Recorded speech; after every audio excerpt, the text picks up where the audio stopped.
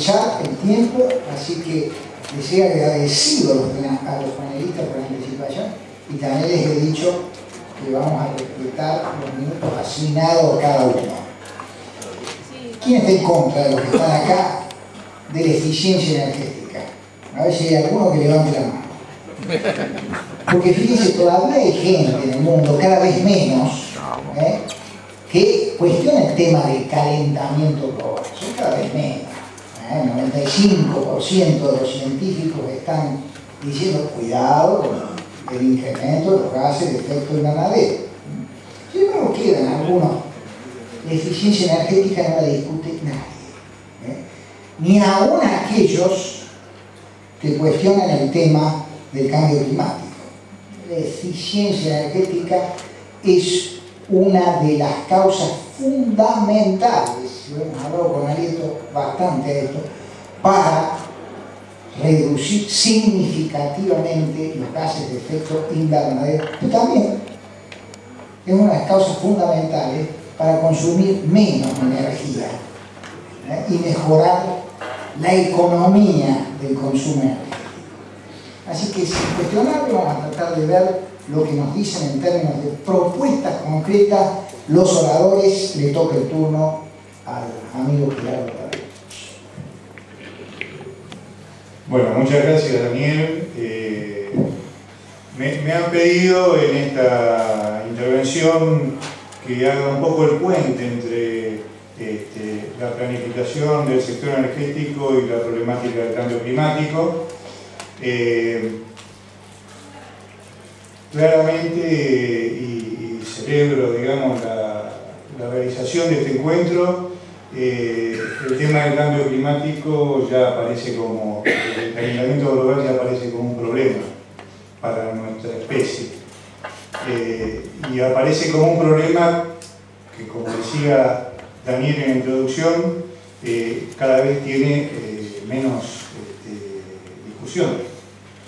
Y tiene menos discusión gracias, digamos, a la intervención de la comunidad científico-técnica representada en el panel intergubernamental de cambio climático, que en el transcurso de los últimos 15 o 20 años ha ido avanzando en sus trabajos, confirmando la responsabilidad de la actividad del ser humano en las modificaciones climáticas y en el medio ambiente.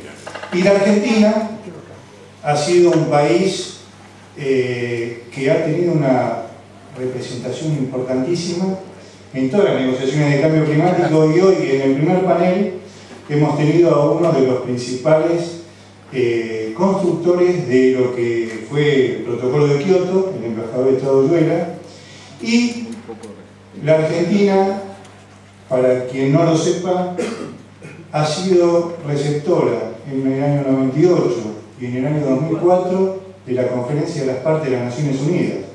Creo que es uno de los pocos o el único país en el mundo donde se hicieron dos conferencias de las partes. Sin embargo, el micromundo del cambio climático nunca se ha emparentado con el micromundo de la energía. Cuando, como voy a tratar de, digamos, establecer ahora, hay una correlación casi perfecta entre el consumo energético y las emisiones de gases de efecto invernadero. El IPCC, en su quinto informe, el último informe que emitió el año pasado, en el 2014, y que ahora está difundiendo, dice claramente que la influencia de la actividad humana en el sistema climático es clara, la certeza es casi absoluta y la cuantifica en un 99,9% de probabilidad, casi la certeza total que el hombre está modificando su hábitat y no para bien. Dice además que la continuidad de este comportamiento incrementa los riesgos de impactos graves. Esta tarde en el primer panel que también pudimos escuchar al doctor Barros, impactos graves, generalizables e irreversibles. Y finalmente, a diferencia, digamos, de lo que pudimos haber percibido, dice que tenemos los medios necesarios para limitar los riesgos y construir un futuro sostenible más próspero. Da un mensaje optimista, que obviamente tiene la dificultad de las negociaciones que hoy vivimos. ¿Qué papel juegan los combustibles fósiles en energía? Bueno, ahí hay un gráfico donde muestra cómo las emisiones de gases de efecto invernadero han evolucionado en los últimos 150 y pico de años, 165 años, y cómo los combustibles fósiles van tomando cada vez una mayor proporción de la participación de estas emisiones en la concentración en la atmósfera, produciendo los efectos que ya se mencionaron. Y esa actividad del hombre va increciendo, no va decreciendo.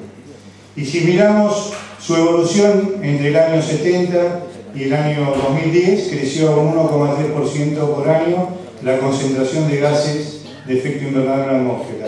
Pero del 2010 en adelante creció una tasa mayor, 2,3%. Es decir, a pesar de que estamos percibiendo los peligros y los riesgos de esta actividad, todavía no están tomándose las medidas necesarias para controlarlo. En el año 2014, por primera vez, dejó de crecer anualmente la emisión de gases de efecto invernadero.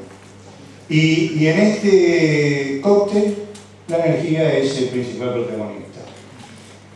Casi el 70% entre la producción y sus usos es responsable de la emisión de gases de efecto invernadero. El resto tiene que ver con los usos agropecuarios, bosques, uso del suelo. Acá está un poco, digamos, simplificada la participación de cada sector sin, cuestionar la grandeza de las cifras, pero la energía representa aproximadamente el 70% de la emisión de gases CO2 y equivalentes que están en el corazón de esta problemática. Acá hay lo voy a pasar rápido, pero para que no vean que están simplificados, la fórmula de cálculo a través de estos flujos en los cuales se representan emisiones, sectores, etcétera, etcétera, pueden desagregarse de una forma muy detallada y definir dónde, en qué uso y en qué tipo de combustible están los problemas centrales de este fenómeno. Y como dijeron esta mañana también, y otro de los mensajes que simplificadamente uno puede captar, recuerdo un informe de la Agencia Internacional de Energía del año 2011, en la Conferencia de las Partes en Sudáfrica, en Durban, que decía que la ventana de los 2 grados centígrados, que es el objetivo que explicaron esta mañana que tiene la humanidad de llegar al año 2100 para no producir grandes trastornos, esa ventana estaba cerrándose. Digamos, en los tiempos cósmicos en los que habla a veces el licenciado Rotaeche, que dice 300 años no es nada, bueno, estábamos a segundos de que esa ventana se cierre, y acá está, en este informe del IPCC cuantificado, el presupuesto total de carbono admisible para esos 2 grados centígrados son esos 2.900 gigatoneladas de CO2, de las cuales ya están en la atmósfera 1.900, se acumularon entre 1870 y 2011 y quedan solamente unas 1.000 gigatoneladas a emitir para que esa frontera de los 2 grados no se supere. Lamentablemente, los pronósticos son que con una emisión anual de 50 gigatoneladas, la cuenta es fácil, en 20 años, a hoy, ese presupuesto está gastado y los 2 grados van a ser superados. Si se siguen emitiendo 50 gigatoneladas. ¿Qué es lo que está haciendo el mundo? Bueno, esta mañana se hablaron de las contribuciones nacionales. Acá están los compromisos que en una carta los Estados Unidos hizo llegar a Naciones Unidas. Si uno entra a la página de la Secretaría Permanente de Naciones Unidas para el Cambio Climático, va a encontrar cada uno de los compromisos de estos países. Estados Unidos propone reducir entre un 25 y un 30%, y hablaron sus niveles de emisiones por debajo de los que emitían en el 2005, con todas las críticas válidas que hoy se escucharon, pero hay propuestas. China ha hecho alcanzar una propuesta, discutible o no, en la cual dice que en el año 2030 va a empezar a decrecer sus emisiones y para ello va a disminuir, digamos, o va a incrementar su eficiencia energética, va a incrementar la participación de energías renovables y si puede antes del 2030 también lo va a intentar. Y un dato que a mí me parece muy interesante y que es una introducción a lo que yo quiero transmitir a continuación respecto de nuestro país.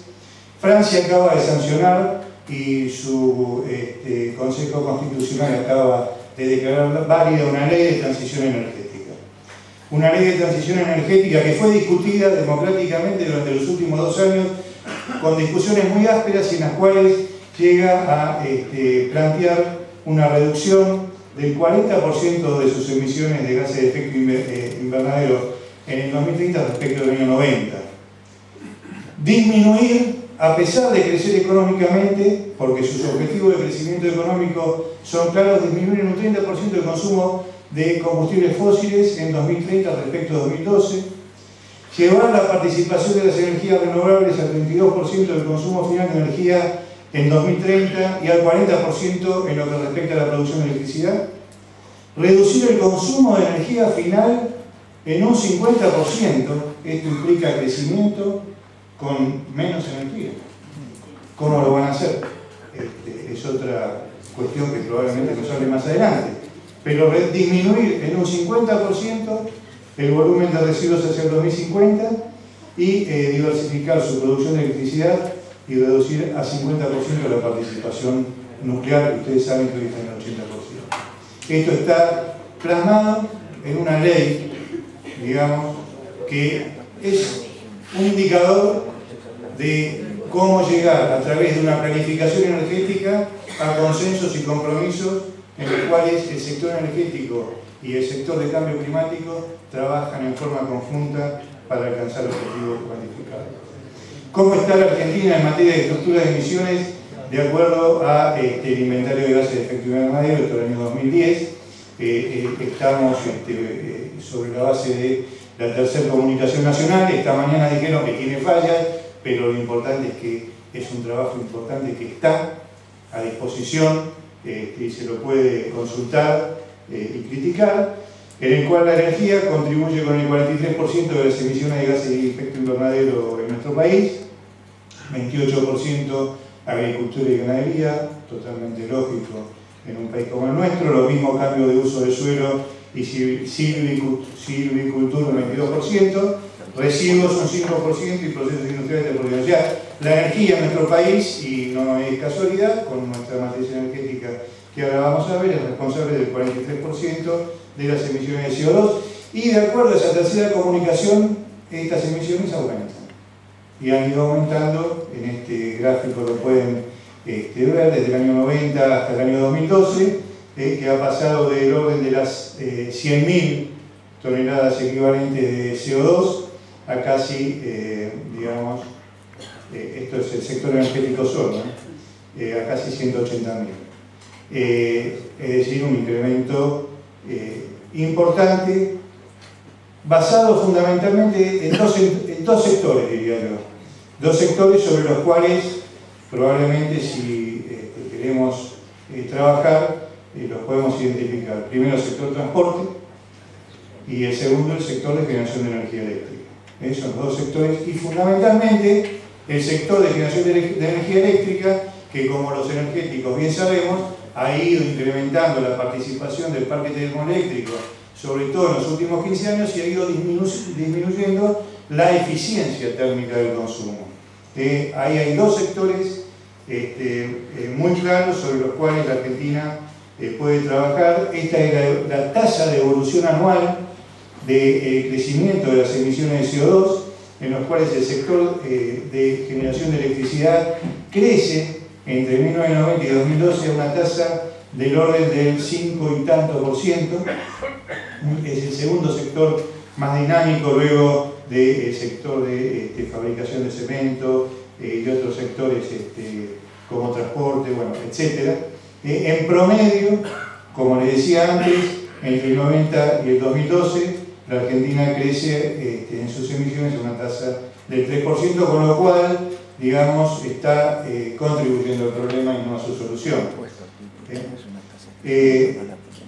Nuestra matriz energética, como todos sabemos, está dominada en un 85% por petróleo y gas, con algún componente en materia de generación eléctrica, nuclear e hidro, y con la irrupción. Hoy tuvimos una intervención muy interesante del licenciado Huelgo sobre el tema de los biocombustibles. Los biocombustibles han entrado en la matriz energética argentina en un porcentaje significativo.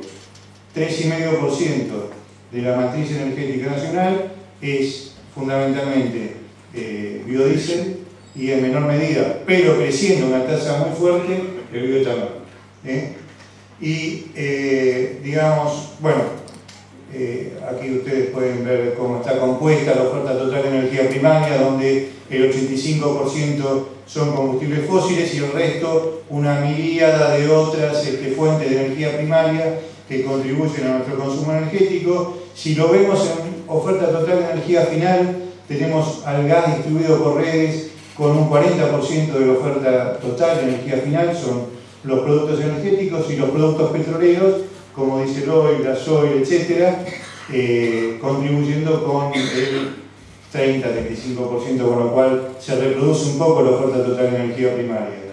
Debilidad de esta estructura, bueno, esto ya tiene que ver con el sector energético y ya lo hemos hablado en varios de estos seminarios: caída de reservas, caída de producción de petróleo y de gas y necesidades de importación. Al año 2014, y de acuerdo al balance energético nacional, el 15,5% del gas distribuido por redes es importado, el 25% del gasoil es importado y el 15% del fuel oil es importado. Esto, de alguna forma, nos marca un rumbo hacia dónde, con todos estos elementos, llevar la optimización de la oferta de energía en nuestro país, que conjugue nuestras necesidades energéticas y nuestros compromisos con el cambio climático. Esto lo voy a pasar rápidamente.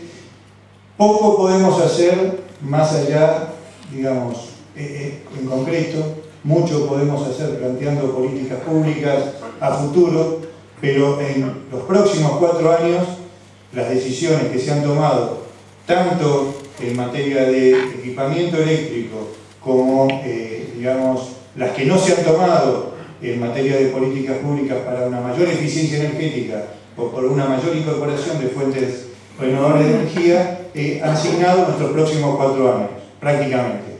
Porque los tiempos de construcción de la infraestructura no es menor que este próximo periodo presidencial. Vamos a seguir importando, si crecemos quizás más, y va a haber que evaluar ese ritmo de importación de combustibles fósiles para continuar manteniendo el abastecimiento del sector energético. ¿Qué es lo que puede crecer como producción local? Porque ya está instalada la infraestructura. Dijimos biodiesel, bioetanol, etc. La situación problemática. ¿Por dónde pasa la estructura de consumo de nuestro sector energético? La Argentina consume un 26% residencial, 29% transporte, 25% industria, 7% agro, 8% comercial y público. ¿Cómo focalizar las políticas y optimizar el uso de combustibles en cada uno de los sectores? El sector residencial, un 65% de su consumo energético es gas, distribuido por redes. Estamos hablando de eficiencia en el sector eléctrico, pero tenemos que hablar de eficiencia en el consumo de gas natural. La electricidad contribuye con un 24%. Pueden ser sorprendentes estos números, porque intuitivamente uno diría que el sector residencial consume electricidad. No, consume gas en un 65%, según nuestro balance energético. A la inversa, el sector comercial y público sí consume electricidad. Y ahí es donde tenemos que apuntar las políticas de eficiencia eléctrica en el sector comercial y público. Transporte, puro combustible, gasoil, naftas y gas natural. En este punto, nosotros somos dependientes de la tecnología que viene de afuera.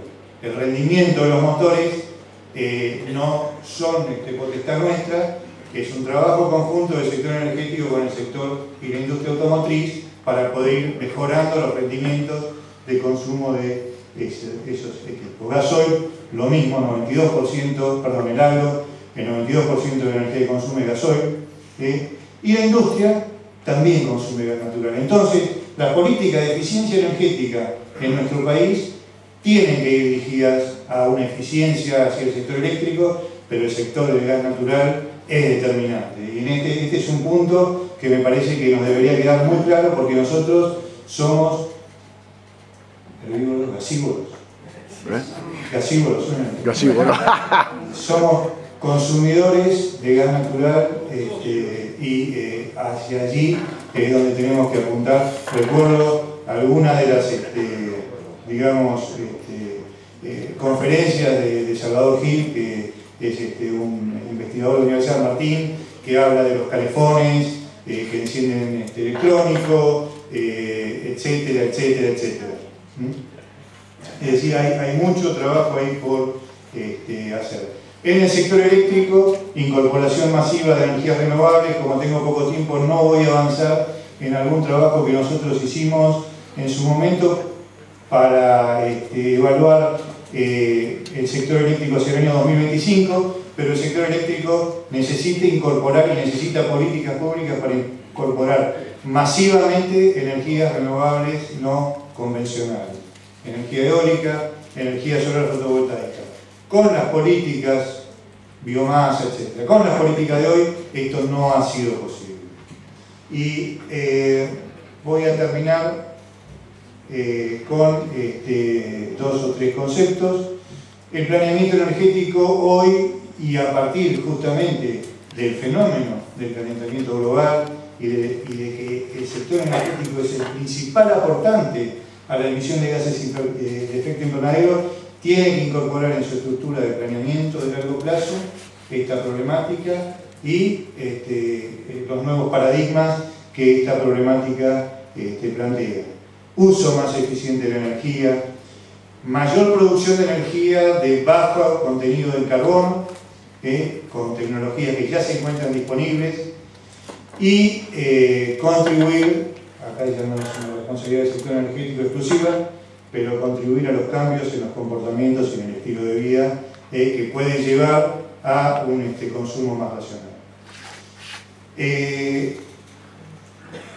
Termino entonces con algunos elementos de planeamiento y tecnologías disponibles, energías renovables no convencionales y eficiencia energética en el sector eléctrico, nuevas tecnologías, nuevos horizontes. Se delinea un mundo distinto a futuro, redes inteligentes, automóvil eléctrico, industria de reciclado para residuos, formas alternativas de transporte público, son todas tecnologías que están a mano o que están en desarrollo y en los cuales la Argentina tiene una oportunidad para introducir a su complejo científico, académico, tecnológico a trabajar en el desarrollo de estas potencialidades. Lo mismo con los biocombustibles. Bueno, finalmente, cómo integrar esto en un plan energético que tenga en cuenta seguridad de abastecimiento, minimización del costo total, diversificación de la matriz eléctrica y de la matriz energética en general, mayor eficiencia en transporte, agroindustria y residencial. Y entonces, termino con esto. Me viene a la mente una charla del lunes que se presentaron unos escenarios energéticos que hizo un grupo de instituciones lideradas por Albina, etc., donde había escenarios de cambio. Podemos llamarlo escenario de cambio, porque el sector energético no puede seguir en este camino, pero sí de cambio, pero de un cambio clásico. Y había escenarios de ruptura que miraban al 2035.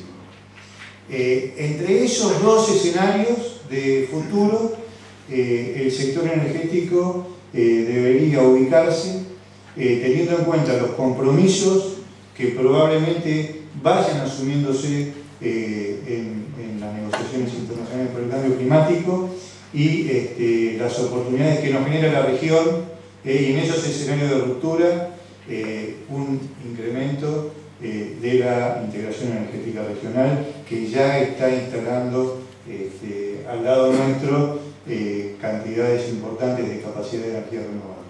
Bueno, con esto termino y muchas gracias.